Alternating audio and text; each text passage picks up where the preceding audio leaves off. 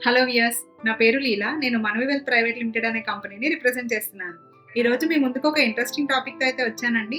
ఆ టాపిక్ ఏంటి అంటే, ఎంత సంపాదించినా డబ్బులు దాయలేకపోతున్నాను అనుకుంటున్నారా? సో, మీకోసం క్యాష్ ఫ్లో సిస్టమ్ అనే కాన్సెప్ట్ ద్వారా మీకు ఆ ప్రాబ్లమ్‌కైతే సొల్యూషన్ ఇవ్వాలి అనుకుంటున్నాను.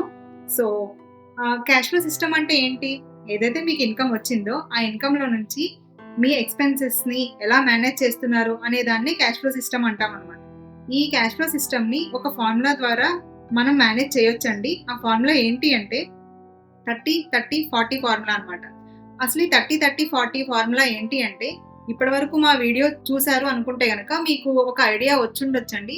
ఎవరైతే కొత్తగా మా వీడియో చూస్తున్నారో వాళ్ళ కోసం నేను మళ్ళీ ఎక్స్‌ప్లెయిన్ చేయబోతున్నాను.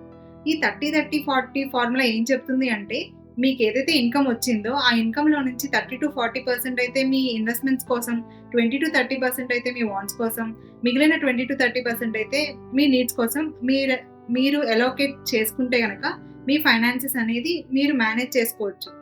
అండ్ చాలామందికి ఒక డౌట్ ఉండొచ్చండి. స్టిల్ ఈ ఫార్ములా నాకు తెలిసినా కూడా నేను సేవ్ చేయలేకపోతున్నాను అనుకుంటున్నారా? సో, మీకోసం నేను ఒక చిన్న టిప్ అయితే ఈరోజు చెప్పబోతున్నాను.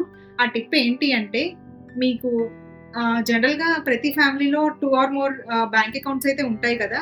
ఈ బ్యాంక్ అకౌంట్స్‌కి మీరు ఈ రోజు నుంచి కొత్త నేమ్స్ అయితే పెట్టండి. Investment account, needs account and wants account అని. ఏదైతే మీకు ఇన్‌కమ్ వచ్చిందో, మీ ఇన్‌కమ్‌లో నుంచి 30-40% అయితే మీ ఇన్వెస్ట్‌మెంట్ అకౌంట్‌కి ట్రాన్స్‌ఫర్ చేయండి. 20-30% అయితే మీ నీడ్స్ అకౌంట్‌కి ట్రాన్స్‌ఫర్ చేయండి. మిగిలిన 20-30% అయితే మీ వాంట్స్ అకౌంట్‌కి ట్రాన్స్‌ఫర్ చేయండి.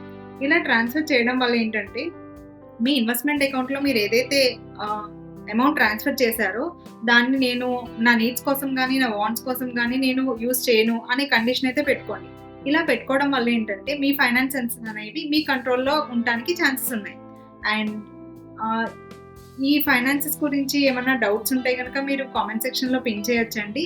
ఈ వీడియో ద్వారా మీ ప్రాబ్లమ్‌కైతే సొల్యూషన్ దొరికిందనుకుంటున్నానండి.